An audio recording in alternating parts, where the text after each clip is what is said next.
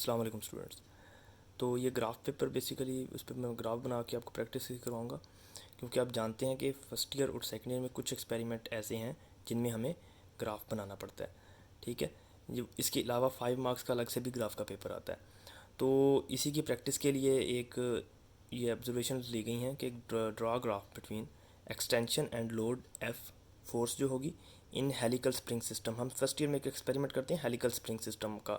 उसमें वो स्प्रिंग में वाइब्रेशंस होती हैं, तो उसका वो जो एक्सटेंशन मतलब जितनी वो वाइब्रेट कर रहा है या जितना वो अपनी मेन पोजीशन से दूर जा रहा है वो, और जितनी हम फोर्स अप्लाई कर रहे हैं, ठीक है, वो होती है। और उसके बिटवीन हम ग्राफ प्लॉट करते हैं। अब इसकी वैल्यूज़ जो हैं वो आप नोट कर लें, यहाँ पे देख लें कि अगर फोर्स है वो 0.5, 1, 1.5, 2.5 और 3 है। इसी तरह एक्सटेंशन जो है वो सेंटीमीटर्स में है 1.8, 3.6, 5.6, 7.4, 9.3, 11.2।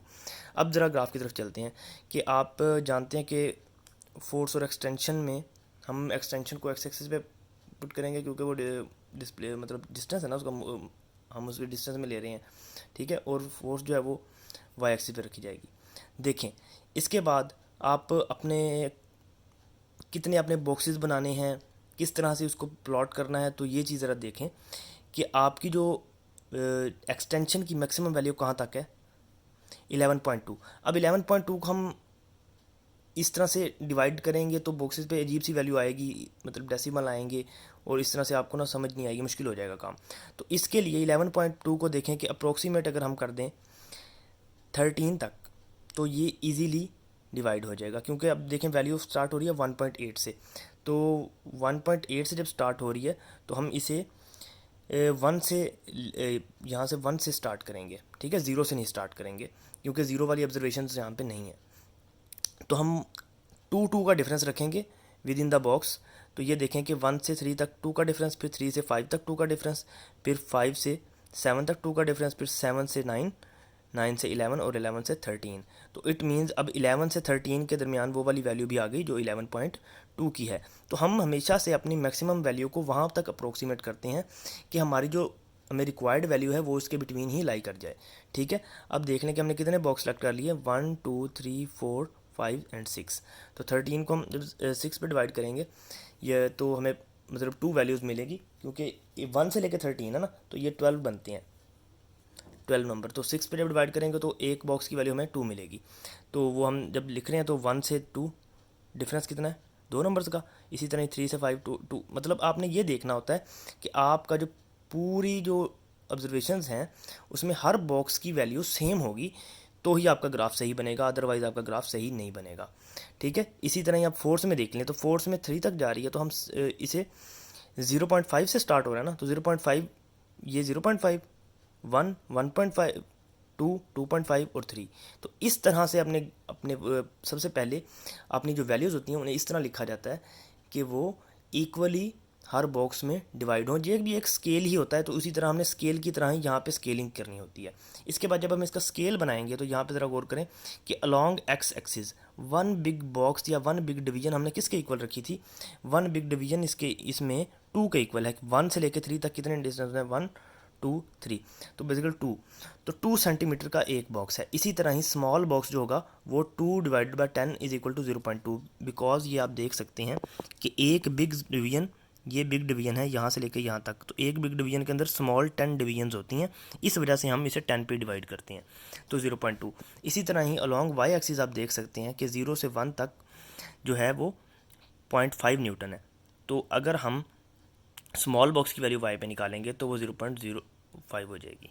ठीक है, ये तो हो गया सिंपली स्केल। जब हम ये कर लेते हैं तो उसके बाद हमने अपनी वैल्यूज़ को डिनोट करना होता है जब स्केल बना लेते हैं। तो अब ये देखें कि एक्सटेंशन हमारे पास 1.8 है, तो ये 1.8 यहाँ पे, ठीक है, क्योंकि 1 यहाँ पे होगा 2, और 2 से बिल्कुल करीब 1.8। या आप अपनी लाइंस की वैल्यू काउंट करके भी आप उस नंबर तक जा सकते हैं। ठीक है, 1.8 0.5 पे है तो हमने यहीं पे इसको मार्क कर दिया।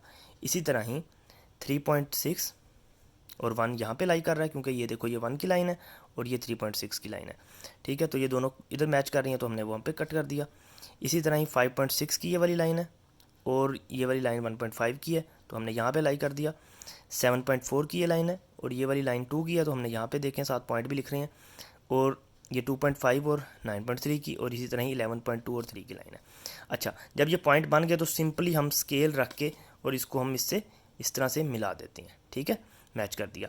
लेकिन अगर ये लाइन इस तरह की सीधी लाइन नहीं होगी, कर्व होगा, तो फिर आपने उसको हाथ से मैच करना है। मतलब सिंपली आपने पॉइंट को इस पॉइंट से मैच करना है, फिर इस पॉइंट से। वो अगर ये पॉइंट्स बिल्कुल लाइन में नहीं होंगे तो ठीक है। इसके बाद क्वेश्चन में ना अक्सर पूछा जाता है कि आप वैल्यू फाइंड करें, कुछ इस तरह का पूछा जाता है कि y डिवाइडेड बाय x से हमें कोई तीसरी चीज़ मिल जाए। जैसे यहाँ पे स्प्रिंग कांस्टेंट का उन्होंने हमें क्वेश्चन में कहा है कि फाइंड द स्प्रिंग कांस्टेंट।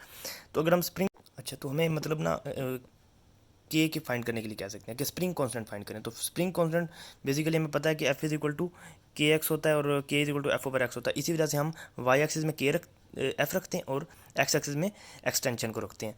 तो हमें स्लोप का फार्मूला पता है कि y2 माइनस वाई वन और x2 माइनस x1। तो हम कोई से दो पॉइंट सेलेक्ट कर लेंगे। जब दो पॉइंट सेलेक्ट कर लेंगे तो जो सेकंड पॉइंट होगा, अपर पॉइंट होगा, वही अगर हम x में देखें तो वो x2 बन जाएगा, और ये अगर यहाँ पर देखें तो वो y2 होगा। इसी तरह उससे जो बिलो पॉइंट होगा वो y1 और x1, ठीक है। तो अब हम जो उनकी वैल्यूज़ होंगी उनको हम यूज़ कर लेंगे। y2 minus y one over x2 minus x1, तो 2.2 माइनस 2 और 9.3 माइनस 7.4, 0.5 आ जाएगा ऊपर आंसर, नीचे 1.9। उनको डिवाइड करेंगे तो 0.263 न्यूटन आ जाएगा। तो ये किसी भी क्वेश्चन में आपसे पूछा जा सकता है। जैसा कि आप जब वो इलेक्ट्रॉनिक टाइमर वाला करते हैं तो उसमें हम एस और टी स्केयर का ग्राफ भी बनाते हैं। तो क्योंकि हम जब जी की वैल्यू क्योंकि जी की वैल्यू के लिए हमें एस और टी की ज़रूरत होती है, इस वजह से हम उसका भी ग्राफ बनाते हैं। तो ये रिक्वायरमेंट होती है कि कैसे वो क्वेश्चन करता है। अगर आपको वैसे ही कह दें कि स्लोप फाइंड करें तो फिर स्लोप का यही फार्मूला है। और अगर आपको उस तरह से मटेरियल बनाना हो कि आपको वाई ओवर एक्स की फॉर्म में ऊपर जो वैल्यू चाहिए, जैसे कि यहाँ पे ऊपर हमें एफ़ चाहिए और नीचे एक्स चाहिए, तो आपको पता है कि वाई ओवर एक्स स्लोप होती है, तो हमेशा वाई ऊपर आएगा। तो हम वाई एक्सिस में वो वाली क्वांटिटी रखते हैं जो हमें ऊपर चाहिए, और जो डिनोमिनेटर में चाहिए होगी वो हम एक्स एक्सिस में रखेंगे, ठीक है। इस तरह से हम उसे चेंज कर सकते हैं। उसके अलावा पूछ सकते हैं कि ग्राफ का बिहेवियर क्या है। तो अब यहाँ पे बता सकते हैं कि ग्राफ का क्या बिहेवियर है कि दोनों क्वांटिटीज़ में डायरेक्टली प्रोपोर्शनल रिलेशन है। अगर हम फोर्स बढ़ाएंगे तो एक्सटेंशन इंक्रीज होगी। तो इस तरह से आप ग्राफ को एक्सप्लेन भी कर सकते हैं। तो ये आपसे क्वेश्चन डिफरेंट तरीके से किए जा सकते हैं। इसके अलावा कोई क्वेश्चन हो तो आप पूछ सकते हैं। इसके अलावा भी एक डिटेल्ड ग्राफ पे और एक्सपेरिमेंट्स पे वीडियो मिलती रहेंगी, इसलिए आप इस चैनल को सब्सक्राइब करें।